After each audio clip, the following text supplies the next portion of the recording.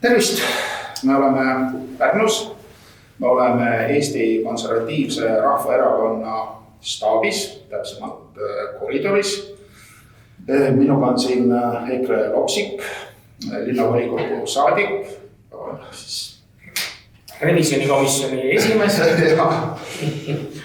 Tervist ka minu poolt, et meil on toimumas sellised muutused ja sellest tulenevalt oleme kokku saanud, et võtta kokku toimunu ja muutuste valguses, mis toimub ka täna Ameerikas.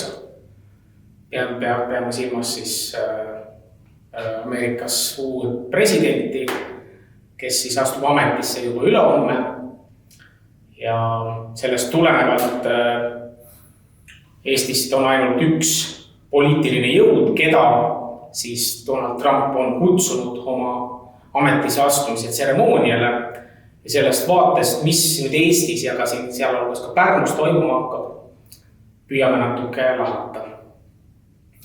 Et jah, olukord on nüüd võib-olla veidi üllatav. Ei tea, kas inimesed lehti loevad ja telekat vaatavad, aga läbi suure vaeva, raskust ja vastutöötamise on siis Ameerikas jõudnud võimule terve mõistus Donald Trumpi isikus ja tema sellisele, kuidas viisakalt öeldagi, kroonimistseremoonial on siis Eestist kutsutud rahvusliku partei esimees Martin Helme ja temaga on kaasas Monika Helme. Nii et see on kõik, ei mingit presidenti, ei mingeid liberaale, ei mingeid sotsialiste, ei kliima- ega tuulikuaktiviste. Sellises olukorras oleme nüüd.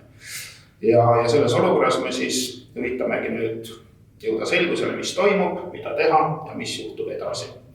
Olgu veel juurde märgitud, et Euroopa Liidu kõrge välispoliitiline esindaja, kes mõni aeg tagasi oli Eesti peaminister Kaja Kallas, samuti ei saanud kutset ametisse astumise tseremooniale. Ja kuluaarides räägitakse, et kõrged Euroopa ametnikud nägid väga palju vaeva, anusid, palusid. Ei tea, kas pistist pakkusid, aga tegid kõik endast sõltuvad neid kutseid saada, aga saate tegemise, ettevalmistuse tegemise ajal neid kutseid ei olnud ikkagi veel eraldatud. Nii palju siis võib-olla veel muutub, ei tea, aga hetkel on olukord Euroopa poolt vaadates väga troostitu ja olukord ei ole selline ainult Eestis. Kogu Euroopast on kutsutud siin ikkagi rahvuslikke, vabariiklikke sõltuvust või sõltumatust nagu taotlevate parteide juhid, Orbani laadsed. Meie ajakirjanduses palju demoniseeritud ja siis ka neid selliseid poliitikuid, kellel on üritatud mõrvakatseid. Et ühesõnaga selline seltskond, kellest on püütud kõigi vahenditega vabaneda, on nüüd siis kogutud kokku maailma kõige võimsama riigi üksele väga olulisele sündmusele. Et see on mõtlema panev fakt. Ja tuleb veel ka lisada seda, et me võime ju esitada küsimuse, et mis siis nii-öelda muutuma hakkab Eestis, arvestades seda suurt sellist jäälõhku ja mõõtu muutust läänes. Donald Trump on täna juba teatanud, et näiteks Pärnu kohaliku eluga puudutanud suured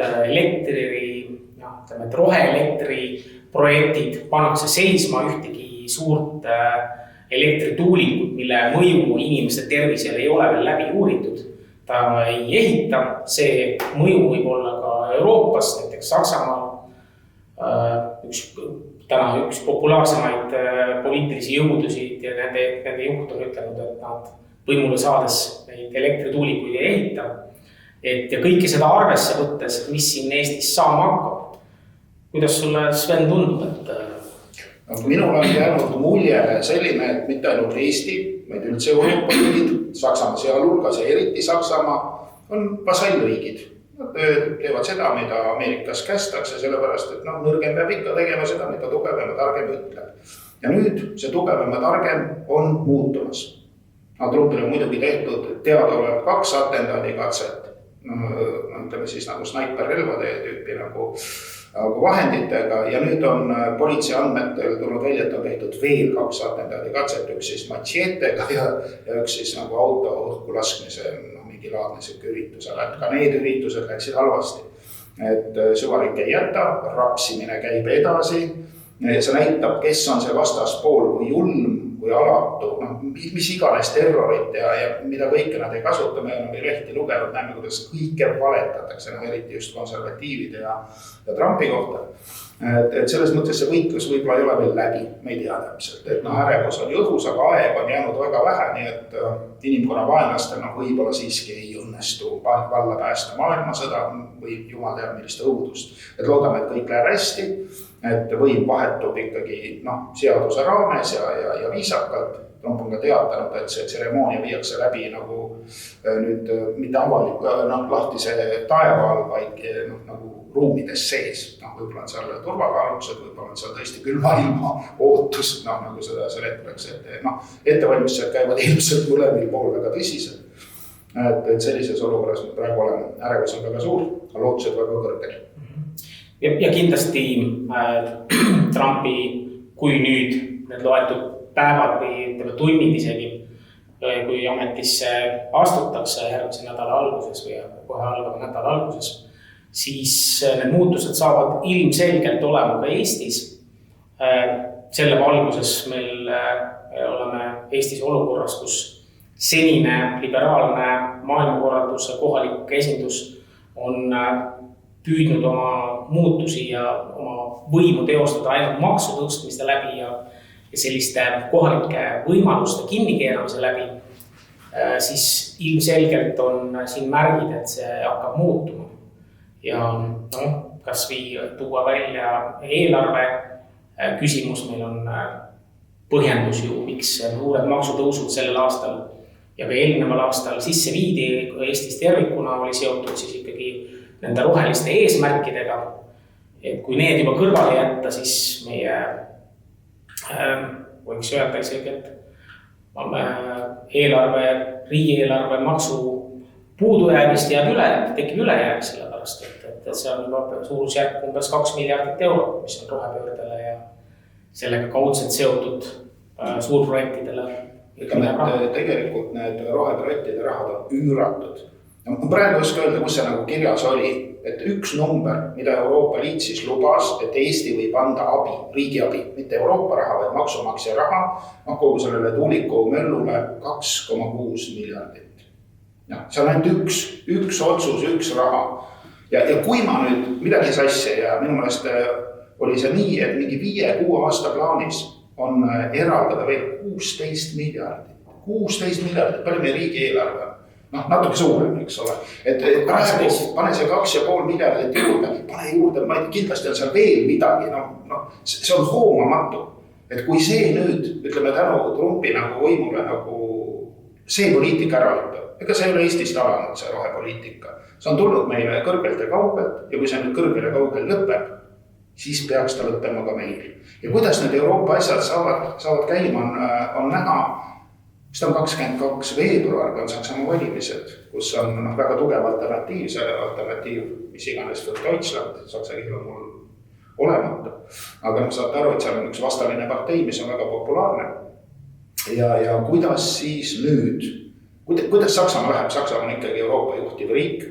Rahvas on seal väga rahulolematu, seal on väga tugev opositsiooniline rahvuslik jõud, kuivõrd konservatiivne ta on, see on ise asi, aga vastaline on ta ikkagi. Et sealt me ilmselt siis saame näha neid arenguid, kuidas see asi läheb. Selge see, et Ameerikas ju tuleb ka võimu kindlustada, tuleb mehitada riigis olulised positsioonid, kõik see võtab aega. Et kas nüüd, aga samas me näeme, et asjad juba toimuvad. Ka Ameerikas, et Trump ei ole ju veel võimul, aga Zuckerbergid, suured kätte ja tõeväänad, et juba käivad nagu jutul ja siis teevad lambasoengu pähe ja räägivad, et nad on sõnavabaduse eest võitlejad ja lõpetame ära selle faktikontrolli, kes ei tulnud hästi välja, seal oli viku ja sõnavabadus oli ja kes siis meil see üks suur rikkur ju käis veel audientsil tundide kaupa rääkis ja kas ta mitte Bill Gates ise ei olnud, kes käis ka nagu uue ülemuse juures nagu juttu rääkimas, et sealt me ei tea veel intervjuusid ei ole tulnud, et kuidas see meelemuutus nüüd toimub, kas ta toimub, mis vigu Gates on siis leidnud oma tegevuses, näeme, aga väga huvitav aeg on praegu. Ilmselt on neid veel, kes kohvili kutsutakse. Või lähevad ise, sest ega mis valikud seal siis on, sa pead oma äri edasi ajama, rikas inimene, harjunud. Ja siin olgu veel lisatud, et muutustega kaasas käib ka näiteks kriitika Eesti valimissüsteemi kohta. EKRE on praktiliselt kogu oma eksistentsi jooksul toonud esile e-valimiste problemaatikat, et e-valimised ei ole kontrollitavad, ei ole jälgitavad, kõike seda, mida meie riigi alusdokument põhiseadus täpselt ju selgelt paika paneb. Nad on otseselt põhiseaduse vastased.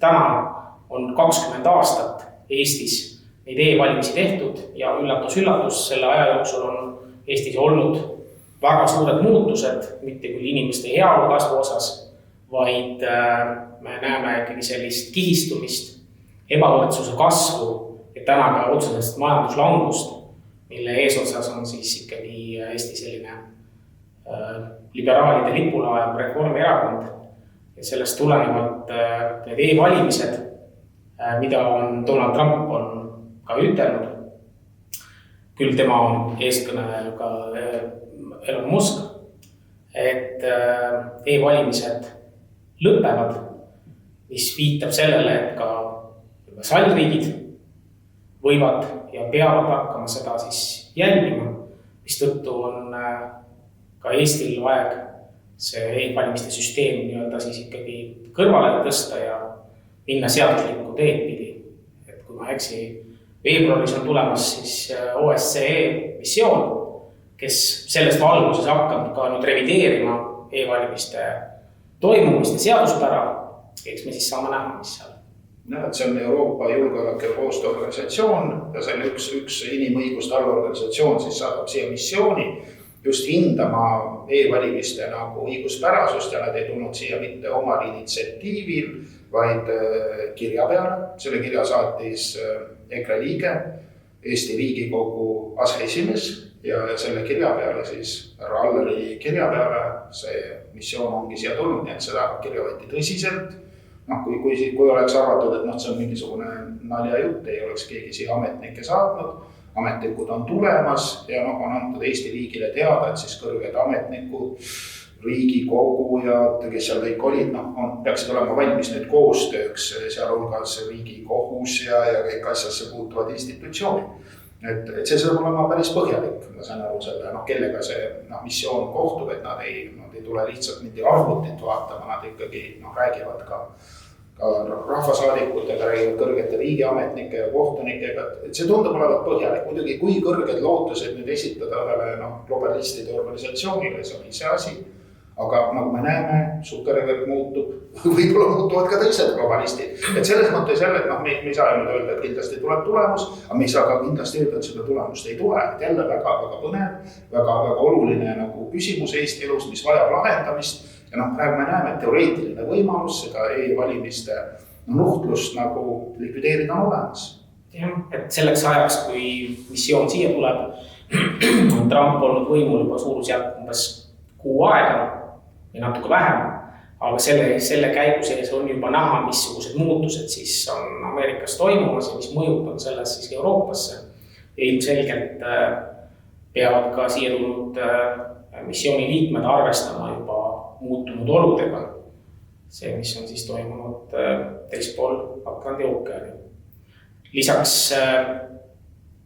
tõsiasi, et me peame ainult lootma, et suure energia probleemi kõrval elekter vahepeal lihtsalt ära ei lähe, sellepärast, et veebruari alguses on Eesti Energia ja Eesti praeguse valitsuse targal juhtimisel plaanis siis Venemaa võrkudest välja ennast lülitamine, desünkroniseerimine, mis siis peaks saama näha, mis tulemas on.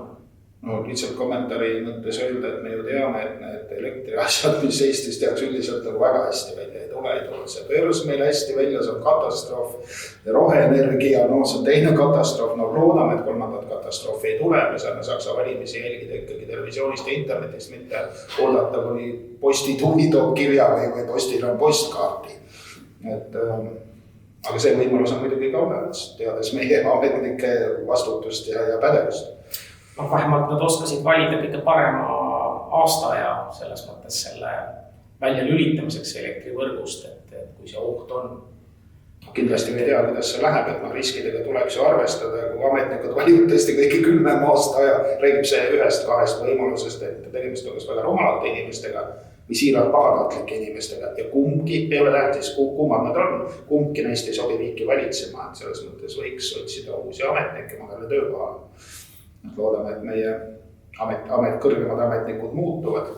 Hämmastav kokkusattumus oli ju see, et kui Biden tuli valitsema, väga kiiresti muutus Eesti valitsus ja muutus kummaliselt. Seda nimetatakse komparatuuri riigipöördeks, kus siis oleks Keskerakondlik partei oli just kui seotud mingi korruptsiooni asjaga. Midagi, kuidas see kohtuasi on läinud? Mõisteti nad isegi õigeks. Ma ei tea, kas see oli viimane kohtuaste või, aga jah, ma ei ole ka kuulnud sellist asja, et nüüd see Keskerakondest oleks kõik vangi pandud ja asi oleks korras, et pigem nagu vastupidi. Et see riigipööre oli nagu siis nagu väga nõrgal jala, kus see korruptsioonipartei ju jäi edasi valitsusse. Jah, see oligi, et korruptsiooni tõttu maha võetav poliitiline jõud jätkas, aga selle muutuse mõjul lihtsalt tõsteti välja rahvuslik partei Eesti poliitilisest juhtkonnast. Täpselt sel hetkel, kui Ameerikas toimusid valimised sisuliselt. Jah, et nüüd on siis Ameerikas jälle muutused ja vaatame, mis siis. Mart Helme on küll nagu teinud sellise prognoosi, et kui nagu nüüd tõesti, see oli vist siis, kui Tumpe ei olnudki veel nagu valitsemas, vist valitud küll oli, aga ei olnud ju veel aega oli palju. Ei olnud nii kaugel, et kui nüüd tõesti see asi nii läheb, et Trump saab võimule, et siis väga tõenäoliselt vasallriikides ikkagi kõigepealt vahetatakse välja valitsused, sest ega siis emamaa ei taha, et kolooniates oleks niile vaenulikud jõud. Keegi ei taha seda, et see on mõistlik. Kuidas see nüüd täpselt käib? Kas siis korporatuur peab kulti ja teeb jälle asja ära või läheb see kuidagi teised, saame näha, see on väga huvitav. Võib-olla piisab sellest, kui need valimised nad ju teavad väga hästi, kuidas need hääled tegelikult seal käivad, et kui see jutt on õige, et need hääled läksid nagu brittide omale kuskile serverisse ja siis neid kuidagi seal sätiti, siis me teada, millised need tegelikud hääled olid ja paberhääli me ju teada. Ma eeldada on, et need muutused tulevad sellepärast, et me nägime seda juba ju valimiste hetkel, kui tuli selge info, et Ameerikas on valimised võitnud siis Donald Trump, siis meie tuntud, võib öelda süvariigi esindajatest välispoliitika kommentaatorid Soitšesku, Saks ja siis Kannik peaaegu poole sõna pealt või poole päeva jooksul muutsid oma seisukohti ja need hinnangud ja vaatenurgad Ameerikas toimuvatele muutustele ja ka uuele presidendile muutusid. Kui varem oli selline pigem tõrjuv ja vaenulik suhtumine, siis ilmselgelt oli juba näha, et tuli hakata teist juttu rääkima. Jah, ja Mart Helme siis järgmine prognoos oli, et kui nüüd see Ameerika võim vahetub, siis vahetatakse valitsused vasallriikides, kus on valimised, eks siis ilmselt valimistega, kus ei ole valimisi, ei tea siis kuidas. Ja järgmise etapina siis võetakse üle need süvariigi struktuurid, mida ei saa lasta ka oma päi tegutseda. Ja mida ei ole mõtet üleval pidada, sinu huvides ei tööta. See siis ilmselt nad siis üritavad nüüd näidata, et nad on teilt head ja nad teevad ikka seda õiget asja ka ja nad on valmis ikkagi, nii on seda, mida vaja. Ja kuidas see nüüd täpselt käib, ei tea. Aga nii nagu ta on, ta edasi minna ei saa. Ja süvariik on meil väga oluline. Me näeme ju praegu veel, kuidas meedias toimuvad nagu kummalised asjad, kuidas siis Luige meedias tükeldatakse. Kas ta oli Rearoos või kuidas selle... Rearoos oli Eesti Ekspressis, aga ta oli see perearst. Ühesõnaga inimesi, kes on olnud nagu süstimise suhtes skeptiliselt, ikka veel tükeldatakse. See süstimise kampaania ammu möödas, juba on peal koloniaalsõjad Ukrainas, ma ei tea, kus iganes. Käib mingisugune müdin, süstimine on ära unustatud, aga süstimise vaenlas ei ole unustatud, need saavad tulda tõrva ikka täiega. Et on näha, et struktuurid töötavad, kõik on nii nagu peab ja see on väga ebameeldiv. Terviseamet vist võttis ka seisukoha antud juhul kriitilise ja tegelikult vaktsineerimise suhtes probleemid välja toonud perearsti suhtes, kes ütles, et mRNA vaktsiinid toovad kehasse võõraid valke, mis ei pruugi ja ka teaduslikult alusel ei ole kasuks haigusest hoidumisele ja selle alusel püütakse teda siis tühistada. Aga me teame, et Trumpi meeskonnas on üks Kennedy nimeline isik, kellel on väga selged, konkreetsed ja teaduslikud vaated nagu igasugustele süstimistele, igasugustele vaktsiinidele, mürgisele toidule, millele kõigele. Et võib-olla tõesti need asjad ikkagi saavad nüüd klaarimaks. Eks võib-olla püütakse viimasel hetkel veel viimases hädas, nii palju kui veel võimalik on, rünnata ja inimestele kahju teha olukorras, kus muutused on ilmselgelt ja muutused on tulemas. Aga eks me saame seda näha. Mulle tundub see viimase hetke selline kättemaksuaktsioonide laine nagu veider ja läbi mõtlemata ja isegi kahjulik, et miks sa nagu Zuckerberg minna ikkagi painutada põlve ja teha väike diil, et see on sulle ju parem, et miks sa nüüd võitled seda kaotatud võitlust nagu viimase hetkeni, et kui sa tõesti oled nii veendunud globalist, siis kas see on ikkagi globalismile hea ja kas on sulle endale hea, ma arvan, et mitte kummalegi ei ole.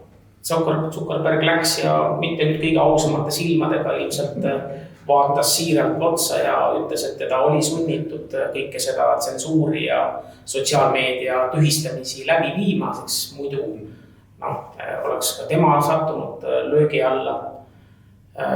Ilmselt neid, nagu ma siin teenkord ütlesin, et saab veel olema, et ilmselt on neid, ütleme, et siin kaugemas nurgas olevast väiksest vabariigist kutsutakse siis kohvile ja vaibale võib-olla inimesed natuke hiljem lihtsalt. Jah, paistab küll nii, aga imelik on see, et nagu meie siin maanurgas nagu need vastutavad ja otsustavad isikud tundavad olevat nagu väga kõva peaga, et neile nagu ei ole muutused kohale jõudnud, et nad jätkavad ikka kangega ajalselt seda nagu lõppenud projekti. Et kuidas see niimoodi, et Eesti helgemad pead ja siis selline läbimõtlematus. Harjumuse jõud on tugev. Me näeme siin ju oma, kas või Pärnus, asume Pärnu EKRE kontoris, et ka Pärnu linnavalitsuse tasemel toimuvad sarnased muutused, rääkimata suurtest projektidest, hiigelprojektidest, mis tekitavad kannatusi ja probleeme pigem meie kohalikele elanikele ja näiteks ka elukeskkonnale. Rääkides metanooli vabriku projektist Raba külje alla väga kahtlaste taustalla ettevõtjate poolt, mida on ka avalikus Eesti meedias välja toodud, või siis need hiigeltuulikupargid merre, mis peaks siis inimestel ikkagi sellise merevaate muutma siis jäädavaks. Ametis olev linnapea on nimetanud inimesi, kes siis on skeptilised hiigel mitmesaja meetriste tuulikute suhtes masinalõhkujateks.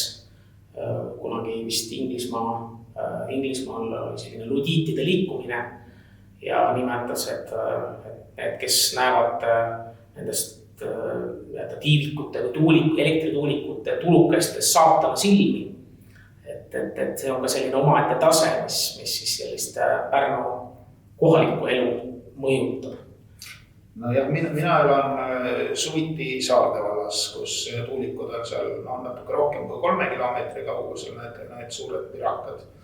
Ja ma tõsiselt nagu märkan tervisemuutusi ja ma olen rääkinud teiste Saarde valla inimestega, kes elavad seal teisel pool tuulikuid ja seal läheduses. Ja paljudel on mured, minu mured on veel väikesed, sest ma ei ole ju kogu aeg seal kohapeal, aga isegi selle suvitamisega on nagu teatud mõjusid, et mina mitte ei näe neid saatana silmi, vaid ma olen näinud, kuidas see saatanlik projekt nagu inimeste tervisele mõjub. Ja see ei ole nali. Kui see on uuritud ja neid suuri tuulikuid, Eestis ma ei tea, kas neid üldse on mõõdetud nende mõju tervisele või mismoodi need mõõtmised on tehtud. Ja kui sellised signaalid on olemas ja on üks top-filmgi on ju nendes meie tuulikutes seal, et see, kes on seda näinud, seal võiks võtta ikkagi väga kõhedaks ja rääkida nüüd ludiitidest ja saatana silmadest. See on ju, sa oled ju linnapea, sa peaksid oma inimeste eest natuke vastutama, hoolitsema. Sellist juttu, tuled taevas appi, see ei ole normaalne. Et üks asi on ka see, kuidas inimesed tunnevad, mis on ju otsene, mis mõjutab inimesi kõige rohkem, aga ikkagi tõsiasi, et pikaajalisi uuringuid ei ole tehtud ja ka need lühiajalised uuringud on tehtud inimeste poolt, kes ei oma vastavat kvalifikatsiooni, vähemalt Saarde vallas, et kus ka reaalselt on nad vist ka teise koha peal püsti pandud, Tootsi pargis on nad ka samuti üles. Sealt räägitakse ka ilmu jõuduse lugusid, ma isegi nagu ei julge edasi rääkida, see tundub nii õudne, et ma tõesti tahaksin nagu rohkem teada ja panen ka nagu turba välja inimestele südamele, et tõesti, kui teil neid ninast hakkab mingit värvilist sõlki välja tulema, et siis võtke see nagu fotoaparaadiga üles järge kartke, et kui te ise enda Eesti võitle ei saa teid ka keegi aidata, et filmige need õudused üles, jagage seda. Kui te seda ei tee, siis on väga raske nagu kuskil sekkuda. Et kui see on nii halb, nagu ma olen kuulnud räägitavat, siis tõesti tuleb midagi teha. Ja kui need sümptomid on silmaga nähtavad, siis neid saab telefoniga üles filmida. Aga nüüd laiemalt võtta, selge on see, et muutused tulevad ja kui juhtub nii, et Eestis toimub samamoodi võimuvahetus, mis võiks olla need põhilised muutused ja probleemid, millega tuleb koheselt tegelema hakata peale selle, et on need e-valimised, rohepöörde suured kulutused? Väga tõenäoliselt ka sõnavabaduse probleemid ja demokraatia valimiste probleemid üldse. Kui meediaruum on niivõrd moonutatud Statcomist ja jumal teab mis luuretest ja süvariigist nagu läbi imbunud, et see peab kindlasti muutuma. Sõjapoliitika peab muutuma rahupoliitikaks. Ma väga arvan ja loodan, et see niimoodi läheb. See on mõistuse vastane, mis toimub. Need on kindlasti esimesed asjad ja ma arvan, et kui see energiapoliitika saab korda, siis me saame üldse mingist majandusest rääkida. Just. Ma arvan, et ka kultuurielus on ikkagi väga tõsised probleemid, et see, mida me vana aasta õhtul ETV-st nägime, et see loomastamine ja perverssused on üle mõistuse. Ja see ei ole lihtsalt mõne üksiku perverdi nagu mingisugune isiklik initsiatiiv. See on poliitika, see on globalistide seksuaalpoliitika, see on nende kultuuripoliitika, see on pere hävitamise poliitika, see on rahvuskultuuride hävitamise poliitika. Ma loodan, et see muutub, see peab muutuma. Ja võiks oma põhiseadusele mõnikord nagu pilgu peale visata. Ja see ongi just see koht tegelikult, mis ju inimesi kõige rohkem mõjutab, et tegelikult sellised kujundid, mida ka meie maksumaksja raha eest näidatakse, suhtumine emadesse, lastesse, sellel on ka juba reaalselt tagajärg, et meil ei ole selle 100 aasta jooksul, kui meil on tehtud demograafilist statistikat nii madalat sündivust olnud. See tähendab seda, et meie demograafia puu, mis muidu peab olema selline kuusk või kuuse mõõtu, on täna muutumas selliseks mitte enam palmiks, vaid alt nagu juba selliseks tuumaplahvatuseks. See alt laste hulk on läinud nii väikseks, eelmisel aastal sündis Eestis, kui ma eksis, oli 9646 last, aga ma toon lihtsa näite, et veel kuskil 20 aastat või 25 aastat tagasi oli see number seal 20 000 juures ja rääkimata. Kui minu poeg sündis, siis oli see number minu mälu järgi 23 000. See oli eelmise sajandi lõpus, mõni aasta enne seda sajandi vahetust. Vist rekord on olnud seal see nii-öelda laulvarevolutsiooni aeg, siis vist oli korra 26 000 vist sündis last Eestis. Ja seda tuleb ka veel märkida, et eelmisel aastal oli 6000 inimest rohkem kui sündis. Just, et see miinus on ikkagi nagu võrreldes selle sündide arvuga on ka väga suur. Ja eks see mõtteviis, mis puudutab nendel ka sellisel praegusel vasakliberaalsel valitsusel nii Eesti tasemel kui ka kohalikul tasemel, kui me Eesti tasemel näeme, et inimestel toimetuleku seisukohal võetakse neil rahad ära, suure pere toetused vähenevad, samal ajal makstakse näiteks kasutatud elektriautodele toetust, ostutoetust olukorras, kus kasutatud elektriauto on üsna kiiresti utiliseerimisele minek, kuna selle auto nii-öelda sõiduvahendi eluiga lihtsalt rentaablust arvestades on väga lühike ja väike. Võrreldes teistega või kohapealsel poliitikas, meil alles oli 2 päeva tagasi Pärnu linnavolikogus võeti vastu linna käesoleva aasta uus linnaeelarve ja sealt paistis see sama suundumus, et meie oma inimesed ja lastega ja nende ühiskonna kõige nõrgema poole investeeringud ja tulud jäetakse lihtsalt kõrvale, neid isegi ei arvestata, suhtutakse ülevoolavalt muudatusettepanekutesse, mida siis rahvuslik partei suuremalt jaolt on teinud, EKRE siis linna eelarve muudatusettepanekutesse ja viiakse sisse lihtsalt sellised hiigelprojektid, mille puhul ei ole teada, kellele seda vaja on. Toome lihtsa näite, suurusjärk 2 miljonit eurot on Pärnu linnaeelarvest läinud Supeluse tänava ümberehitamisele.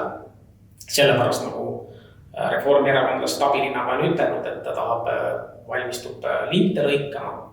Ja olukorras, kus tänav tegelikult ei vaja ümberehitamist ja samal ajal kõik muud olud, toetusi tõmmatakse kokku, näiteks huviharidusraha vähendatakse, seda kui riiklikul tasemel. Et see olukord Eestis täna on ikkagi suhteliselt viimase piirini viidud nii demograafilises kui ka selle suhtumise osas. Vähemalt see, mida me näeme siin Pärnu linnavolikogus kui ka Eestis riigi juhtimisel tervikuna. Kui korraks tulla tagasi selle juurde, mis võib muutuda, siis väga radikaalsed seisukohad on Trumpil ju immigratsiooni küsimuses, mis on väga oluline küsimus, Eestis väga valus küsimus, samamoodi nagu Ameerikaski.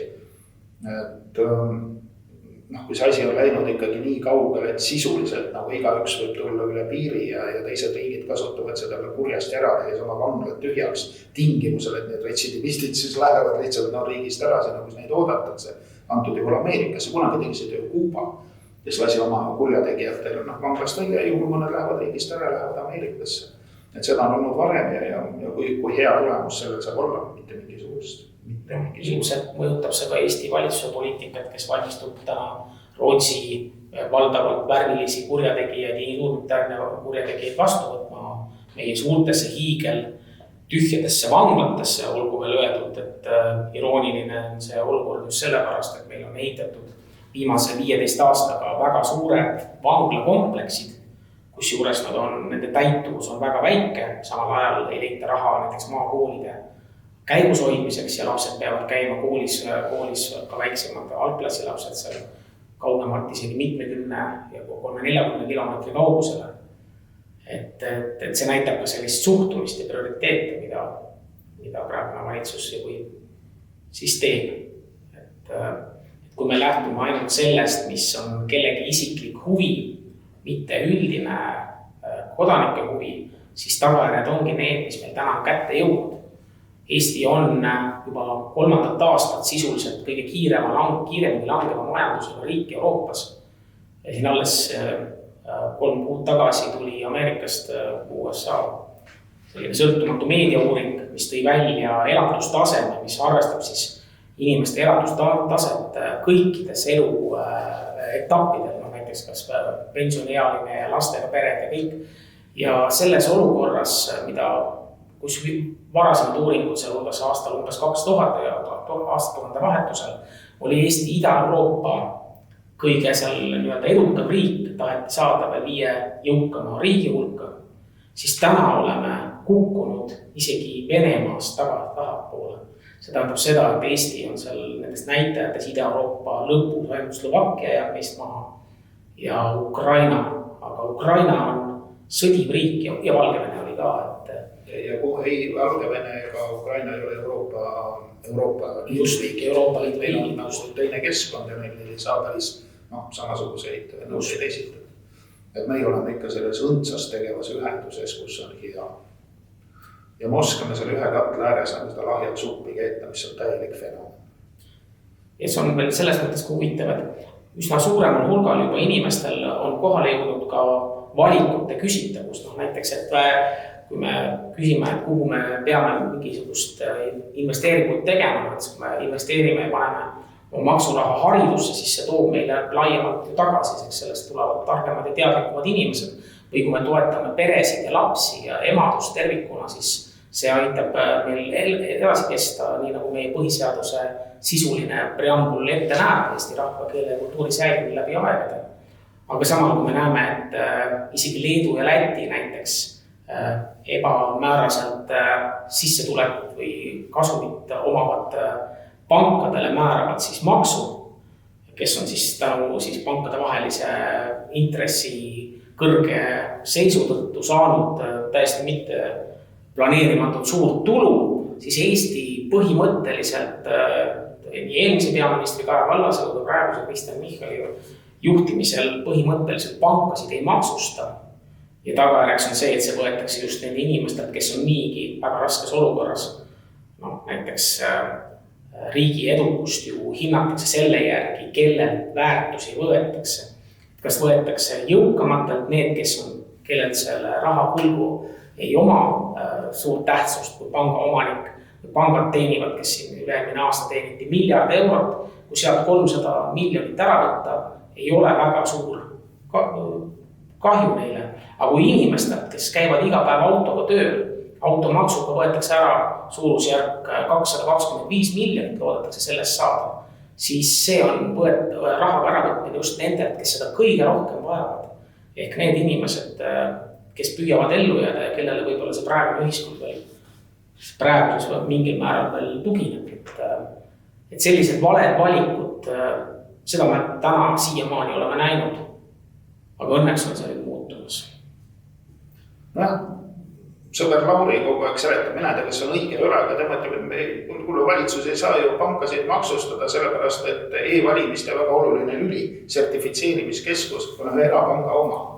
Ja sina nende asemel ka neid ei maksustaks. Aga Lätis ja Leedus ei ole e-valimisi, nii et nemad saavad, neil ei ole sertifitseerimiskeskust. Ma ei tea, kas see jutt on õige, aga mina olen sellist juttu kuulnud. Et hea teada, kes on usin, kontrollib üle, vaatan, kas see niimoodi on või ei ole. See on hea tähelepanek, sellepärast, et eks küsimus võib olla või suurel määrasel korruptsioonis hoopis. Et kui me näeme näiteks seda, kellele kuulub Eesti energia või elektribörs Nord Pool, kus juures täiesti küsitavate vahenditega ju määratakse elektri hind viimase pakkuja järgi, mis tõttu võib olla olukord, kus Eesti, kes müüb näiteks elektrit ei oma põlevkivijaamadest näiteks Lätti, siis Lätis võib see sama elekter lihtsalt odavam olla kui näiteks Eestis sellest tulenevalt. Ja samal ajal see, kes selle hinna määrab, on üldse erafirma üle euroopaline ja sealt ka need küsitavused, miks niivõrd suure tohutu eelarvega firma määrab väikses Eestis elektri hinna.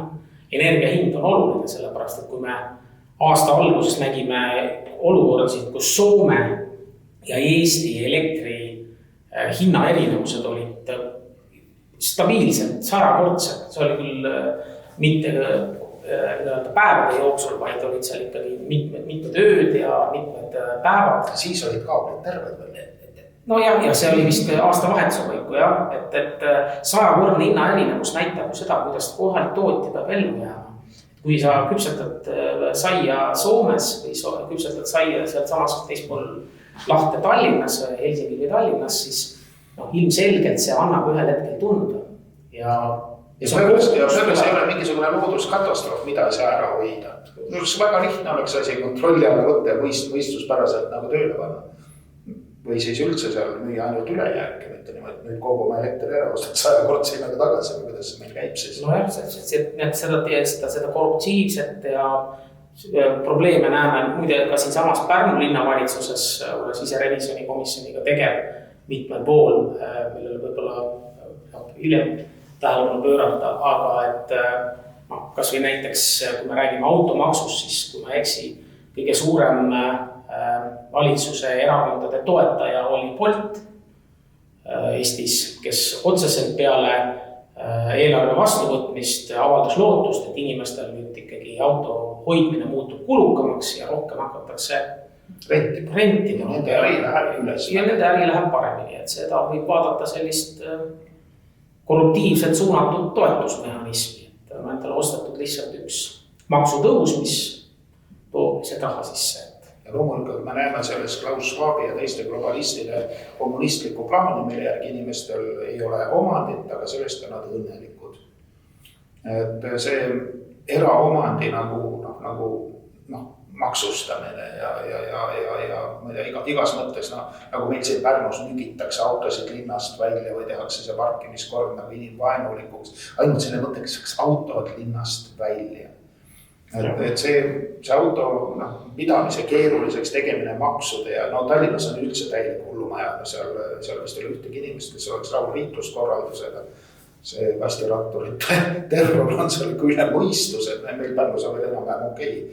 Siin ei ole nii hull, aga seal need liiklusummikud ja asjad see on.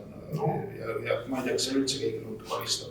Kui tuua Pärnu mina nimetaks seda isegi parkimismaksuks, sest et parkimismaks on täna Pärnus kõrgem kui Helsingis. Me räägime Helsingist, kus elab koos äärelinnadega üle 1 miljoni elaniku ja Pärnust, kus keskuslinnas on suurusjärgus 40 000. Kogu omavalitsuse Suur-Pärnus 50 000 on kallim parkimine. Selle vastu veel linnavalitsus teeb sisuliselt iga aasta uuringu. Eelmine aasta alles tehti uuring, kus ei tea, kelle arvamuse tulemusena väidetavalt olid inimesed valmis loobuma autode kasutamisest kesklinnas. Et kui see aitab nende elukeskkonda parandada ja sellest saadi siis õigustus, et tõsta parkimismaksu kesklinnas, millega see parkimise hind on läinud siis Eesti sisuliselt kõige kõrgemaks peaaegu, kuigi vist Tallinnale jääb alla. Aga see aasta tehakse uus uuring olukorras, kus näiteks võetakse kulusid kokku, aga näiteks leitakse 30 000 eurot uue uuringu tegemiseks, kas see parkimismaks ikkagi mõjub hästi või kuidas ta siis ikka mõjutab. Kuidas kulud ja sissetulekud on, et kui palju selles kõik need uuringud ja uued masinad ja mis ümberkorraldused, mis on tehtud selle parkimiskorra nagu ellu viimiseks, et kui palju on raha läinud ja kui palju on sisse tulnud? See on hea küsimus selles mõttes, et ma olen püüdnud seda abilinna pealt korduvalt teada saada ja ka linnamajanduse osakonna juhatajalt, aga nad põhimõtteliselt ei ole sellele vastanud, kui nad ütlesid, et need arved lüüakse kokku jaanuari lõpuks või teiseks pooleks, mis on siis kohe käes. Aga vähemalt on välja tulnud, et kui varem linn teenis parkimise pealt kuskil 350, isegi täpselt 358 000 eurot, siis selle aasta või 2024 aastal on see suurusjärk tõusnud sinna kuskile 1 miljoni euro juurde. Aga seda tuleb vaadata nagu laiemalt, et ühest küljest on see hind tõusnud, aga need külastajad, kes käisid võib-olla eelmine suvi Pärnus, tulid siia puhkama, siis on tõenäosus, et kui nende mõju ja see kogemus oli negatiivne, kas või selle kõrge parkimise maksu ja parkimistrahvide tõttu, siis nad ei pruugi siia hiljem tagasi tulla. Sellepärast, et see oli selline esialgne siis kulu, aga kui palju on läinud parkimisautomaatide peale, see summa jääb kindlasti üle 200 000, aga ma täpselt ei ole saanud vastust ja seda veel peab revisjonil tegelema. Tööpõld on lai. Kuidas Pärnu asja, või nüüd oli ju see aruanne sul volikogus, et kuidas see rahandusaasta läks Pärnus, mis on tulemused, mis on muljed? Pärnu rahandusega on see probleem, et eks muidugi on teada, et me oleme nüüd hiigel laenama hakanud. Kui EKRE oli veel Pärnu linnavalitsuses ja omas majanduse abilinnapea kohta, oli Pärnu laenukoormus 2,7% kogu Pärnu sissetulekust. Täna on see number lähenemas 30%. 10-kordist. Ta on 26,9% Pärnu sissetulekust. Et see muutus on olnud ja tulnud. Siin tuleb muidugi arvestada seda, et ikkagi Pärnu on kahjuks suuremalt jaolt oma vahenditest hakanud ehitama 3. silda. See tuli küll oluliselt odavam ja raskuste läbi, kuidas seda siin ehitama hakati. Selle käigus juhtus ju ka tänu sellele, et varasemalt kui EKRE oli linnavalitsuses, siis püüti kõikide võimalustega seda sillaehitust takistada ja selle ajavahemiku jooksul, kui seda 2 aastat takistati, siis vana projekti silla hind sisuliselt 3-kordistus.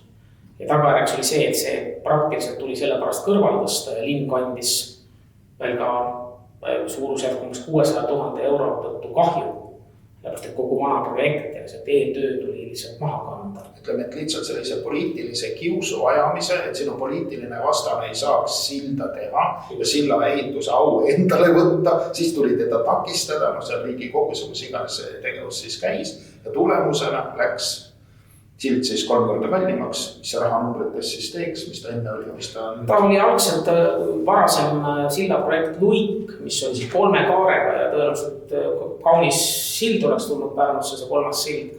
Selle algsed hinnakalkulatsioonid olid seal 22 miljoni ja 28 miljoni vahel. Aga selle takistustöö tulemusena, millega paistsid silma Andres Metsoja ja Toomas Kivimägi, siis selle hind oli 2022. aasta alguseks jõudnud sinna, et viimane pakkumine oli 71 miljonit, mis oli siis ka Pärnu-sugusel linnal ikkagi väga suurelt üle jõu ja tehti siis see odav projekt, mida me täna näeme, kui te täna silda vaatate, mis on muidugi ilmselgelt tore ja ega ta nii hirmus pole ka. Jah. Ikkagi täitsa viisakas näeb välja, võib-olla see Luik oleks olnud ilusam, aga ega ta nüüd mingi õudus ka ei ole. See üks, mis ta on nüüd see kõige vanem sild, vaid see nagu eelmine ei ole ju mitte mingisugune silmailu kuskilt otsast vaadates lihtsalt üks betoonitükk üle. Ja ei õige selles mõttes, et aga kindlasti ei tohi ära unustada, kes selle silla ikkagi lõpuks käiku ja kes selle ehituse käima pani. Kevadel 2020 oli selle silla käivitajaks ikkagi Pärnus Pärnu abilinnapea Mart Järvik koos Pärnu tollase linnapeaga, kes siis ja Eestis rahandusministri ametit pidas Martin Helme.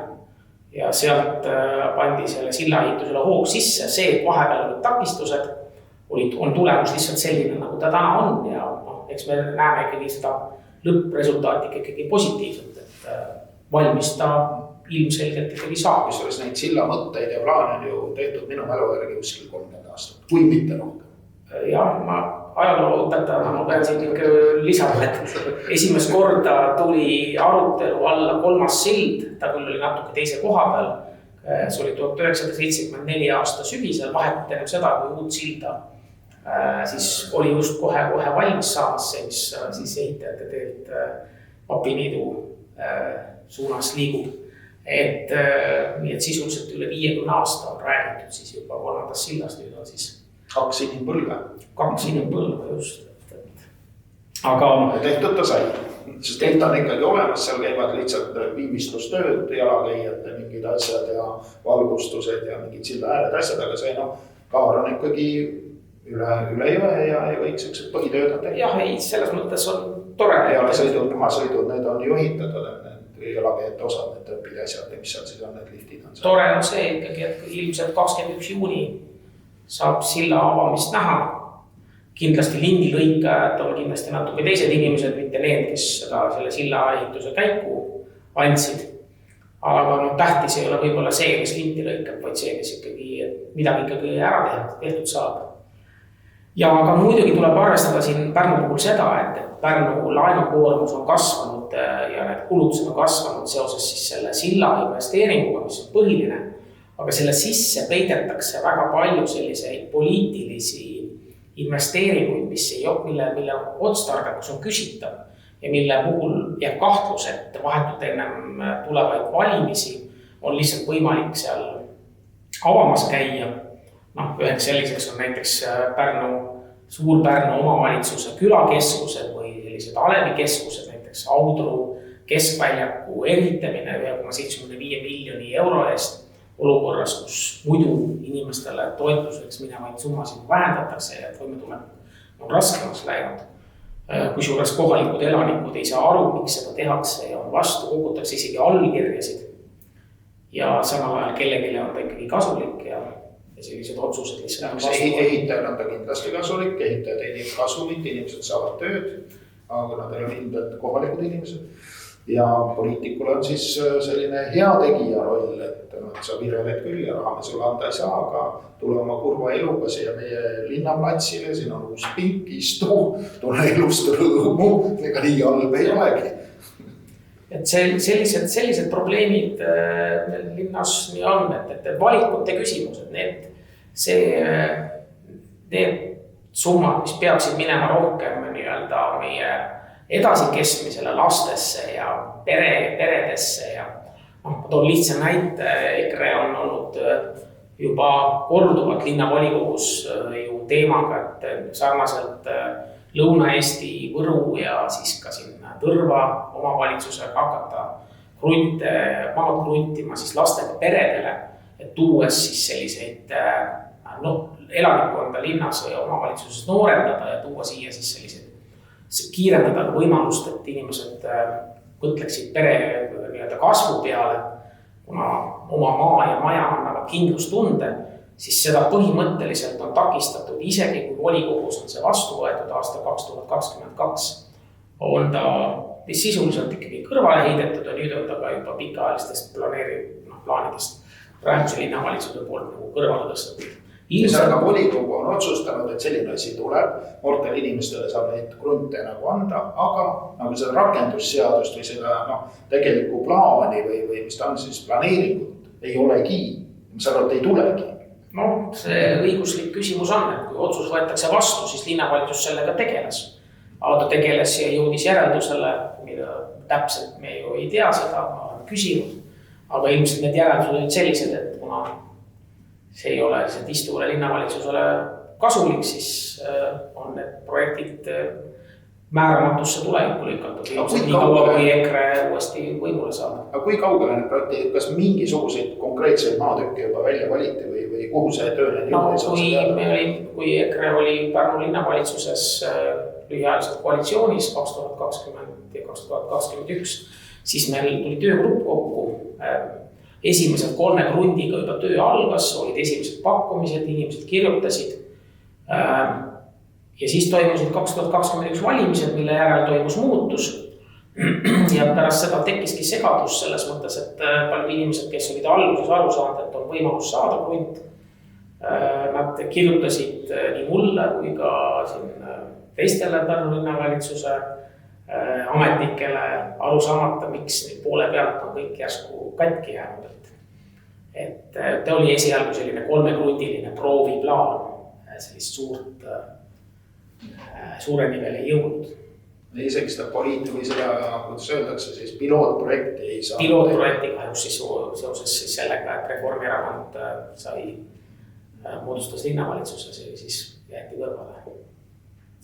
Eks valimised on lähedal, igaüks teeb oma järeldused, mida oluliseks peetakse, mida ei peeta. Jah, eks see ongi selline valikute küsimus, kas me näeme sellist valikut, et me jätkuvalt oleme välja suremas olev rahvas nii kohalikul tasemel kui riigi tasemel ja üksikud väiksed grupid saavad tulu, ehitatakse suur projekte, ei tea kellele, olgu see siis kas või kohalikul tasemel näiteks Supeluse või miks mitte see laiemalt näiteks Rail Baltic. Samamoodi on hiigelprojekt, mis iga aasta neelab suurusjärgult peaaegu 500 miljardit, natuke vähem, aga et ei räägi keegi, et suurprojektid ei pruugi üldse käiku minna, kas või see sama Rail Baltic tegelikult ei lähe ju Euroopasse, vaid peaks praeguse seisuga minema Leedu piirini ja kui me ei tea, kas või Leedu piirini, sellepärast, et Läti on praeguse seisuga hakanud alustanud kriminaaluurimist selle raha kasutamise osas ja seal võib üldse tõenäosus olla, et Riiast Eesti poole üldse seda raudteed ei ehitagi, siis on sellel ka Leedu piirini mõeldud Rail Baltica raudteel ju ei ole enam väga suurt otstarbet, kui Iklast peab bussiga edasi sõitma Riiga, et sealt uuesti siis rongile istuda. Kuidas sellega on, et kui nüüd see raudtee valmis ei saa, siis Eesti peab Euroopa Liidule maksma trahvi, isegi siis, kui ta ei ole ise süüdi, näiteks kui Leedu või Läti midagi seal venitab või kohtus käib või sekeldab, raudteed ei ole. Seal on jah, lepingu trahvid, suur hulk raha on ära kulutatud. Üle-eelmise aasta seisuga oli juba ennem seda, kui üldse ehitama hakati, jõuti ära kulutada 433 miljonit eurot kõiki nende projektide peale. See oli Eestis ainult, jah, Eesti reel. Ja peale seda, kui nüüd ehitama hakati, siis on ta ikkagi suuremat teavet oma eelarves põhiselt, et me ise maksame selle kõigi kinni. Ja Euroopa see toetusfondidest saadud osa, kui ta käiku ei lähe, siis on oht, et seda küsitakse tagasi. et see oht on olemas. Aga ma väga täpselt ei oska siin küll välja tuua, mis ulatuses need trahvid võivad olla. Lootus on see, et kui Euroopa Liitu enam ei ole, siis ta ei saa ka trahve küsida. See varianti tuleb silmas pidada. Asi ei ole nii hulli. Või kui on nii suured muutused, et on ülalpoolt toimunud muutused, nagu Ameerikas Trumpi tulek ja selline maavärisema moodi toimub muutus juhtimises, siis ilmselt samamoodi ei pruugi need trahvid sellised olla, nagu praegune Euroopa Liit näiteks karistab Ungarit selle eest, et ta lihtsalt kaitseb oma riiki ja peab oma rahvast eelkõige olulisemaks kui näiteks võõreid, kes sinna sisse tulevad, võtmata vastu ühtegi immigranti.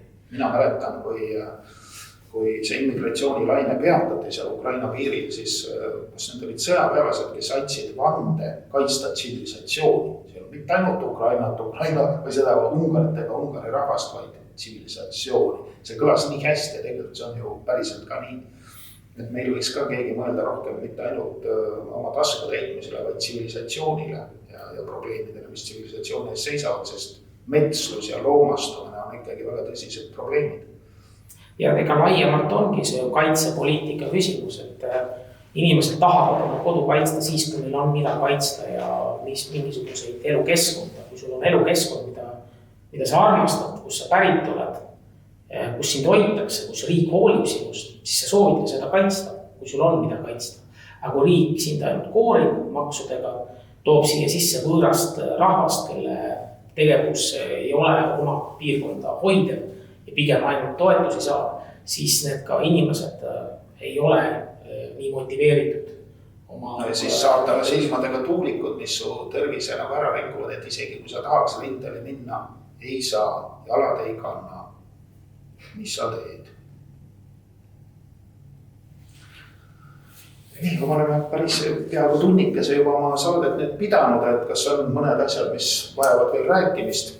No, mõnes asjas võib-olla mainiksin, kui meil oli siin küsimuse all üleriigiline selline korruptiivsuse küsimus ja et me näeme siin selliseid Bolti omaniku toetusrahasid valitsevatele erakondadele, siis midagi sarnast on meil ka Pärnus ja selles, kuna ma lihtsalt pean volikogus revisjonikomisjoni esimehe kohustus, siis sellest tulenevalt on ka meil sellised probleemid ja need puudutavad siis enamasti ebasobivate või ebamugavate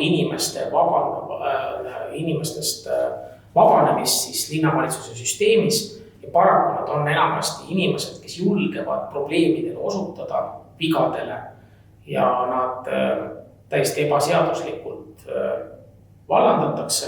Need on siis linnavalitsuse töötajad? Linnavalitsuse töötajad, jah. Meil on linnavalitsuses väga suur tööjõu liikuvus, mille tõttu on revisjonikomisjon ka uurimust alustanud, millega me tuleme nüüd volikogu veebruaris. 3 aastaga, kui Reformierakond on olnud Pärnus võimu juures, on suurusjärkumbes pooled linnavalitsuse, isegi üle poole linnavalitsuse ametkondadest ja allasutuste töötajatest vahetunud. Seal on survestatud Tipp-Pärnu, näiteks spordijuhte, linnasekretär, väga pädev üle 20 aasta. Lihtsalt sellepärast, et uuele linnavalitsusele vastavatele isikutele inimesed ei sobinud. Ja selle käigus on ilmnenud väga palju probleeme, kus ka linna raha väärkasutamisi, isegi kelmuse kahtlus, sellepärast, et paljude puhul makstakse tasusid küsitavatel alustel. On näiteks, et meie Eesti siis selline jõuamet nimega kaitsepolitsei on ka ühte linnavalitsuse ametniku toimingupiirangu rikkumise tõttu siis eeluurimise alla võtnud ja uuritada. Samal ajal oli linnavalitsuses seesama ametnik tööl, sai palka.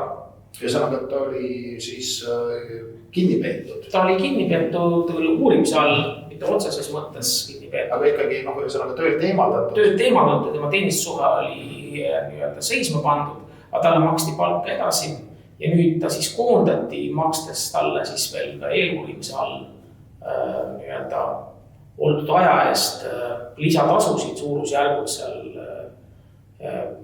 üle 10 000 euro otseselt summa oli vist 11 380, aga et sellised näited siis, mida siis linna siis revisjonikomisjon on välja toonud. Põhiline on see, et meie linna ametnikud lähtuvad või ametnike puhul võetakse aluseks nende poliitiline lojaalsus, mitte professionaalsus.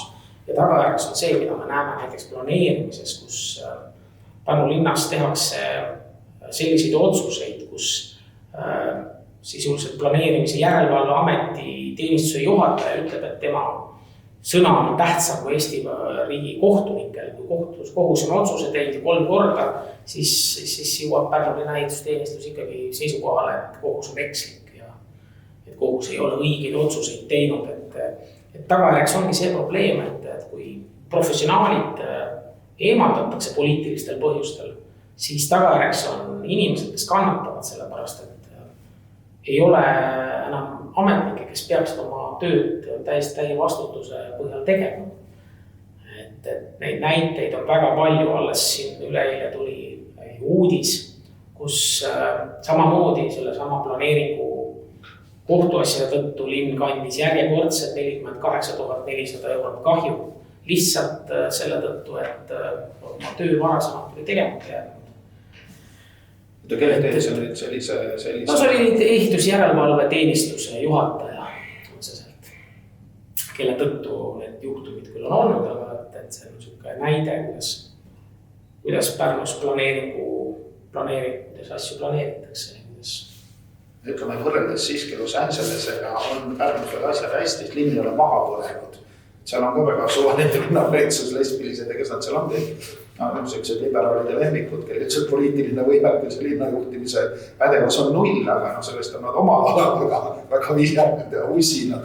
Aga linn tuleb vaikselt maha ja nii see probleem siis laheneb. No jah, see on võib-olla sellised hiigelprobleemid ja seotud katastroofidega, et meil katastroofi piirkond ei ole. Aga nendel probleemidel tuleb tähelepanu juhtida, et kui linna näiteks allasutuse juht teeb hankeid ainult oma tuttava või tõenäoliselt tuttava suunatud hankeid tuttava MTÜ-le, kuna MTÜ ei ole jaekaubandusega tegelev, see hange on oluliselt kallim teiste samaväärsete hangetega. Linn kannab ainult ühe hankega 5000 eurot kahju, teisi me kahjuks revisjoni uurida ei saanud. Ja selle eest, et seda sama allasutuse juhti asub linna sisekontroll revisjonikomisjoni survel siis kontrollima ja ilmneb, et on väga mitmeid rikkumisi toime pannud seal 9 punktis sisekontrolli aruanne. Ja selle tänutäheks linnavalitsus premeerib teda. Et järelikult, et kuna on rikkumisi toime pandud ja siis ta saab preemiat 1000 eurot näiteks. See on kõik maksumaksja raha, et see näitab selles mõttes, mida tegelikult tehakse. Aga meil on ikkagi sisekontroll olemas. Meil oli vanasti oli nii, et oli 3 töökohta, oli 2 töötajat. Siis oli ikka 3 töökohta, oli 1 töötaja. Kuidas see praegu on? Praegu on ainult 1 sisekontroll, aga see sisekontroll allub otseselt linna peale. Ja siin ongi huvide konflikt, sellepärast, et kui sisekontroll peab kontrollima linnapead, aga ta allub oma otsustes ainult seda, mida linnapeadale ütleb, siis kuidas ta saab kontrollida oma tööandjat? Tööandja annab talle üles. See on väga tõsine vastu. See on väga tõsine vastu. See töötaja seda lahendada küll ei saa. Jah, ma toon lihtsa näite, et see sama... Aga palkada muidugi saab. No palkada saab, jah. Et allasutuse sisekontrolli alustas ta sellepärast, et oli töötajate kaebus juhi tegevuse suhtes ja tagajärjeks on see, et sisekontroll, keda siis revisjon püüdis ka kaasata sisekontrolli tegema, lõpuks siis murdus või leppis sellega, et ta pidi alustada oma tööd hakkama tegema. Juhtub sedagi. Juhtub sedagi ja tuli välja, et oli ka põhjust, ütleme nii. Aga see põhjus tulemus on ikkagi, et linnavalitsus maksis preemiat siis sellele eksinud juhile. Ilmselt. Seekord siis seda pidi. Et ega rohkemat lisa ei ole, lihtsalt inimestel on võib-olla mõttekoht selles mõttes, et kui tuleb teha valikuid nüüd, kus Ameerikas hakkavad tulema suured muutused, mis mõjutavad ka meid, et kas me jääme kestma inimeste ja lastena, meie lapsed jäävad kestma meie pered jäävad kestma, sellepärast et kui valikud tehakse ainult oma kasust või grupi huvist lähtuvalt, mitte terviku huvist, siis see võib mõjutada kogu ühiskonna käekäiku. Ja see on see koht, kus meil on valida kas inimesed või hiigelprojektid. Siiamaani on valitud hiigelprojektid. Seda me peame nagu kurvastusega nentima.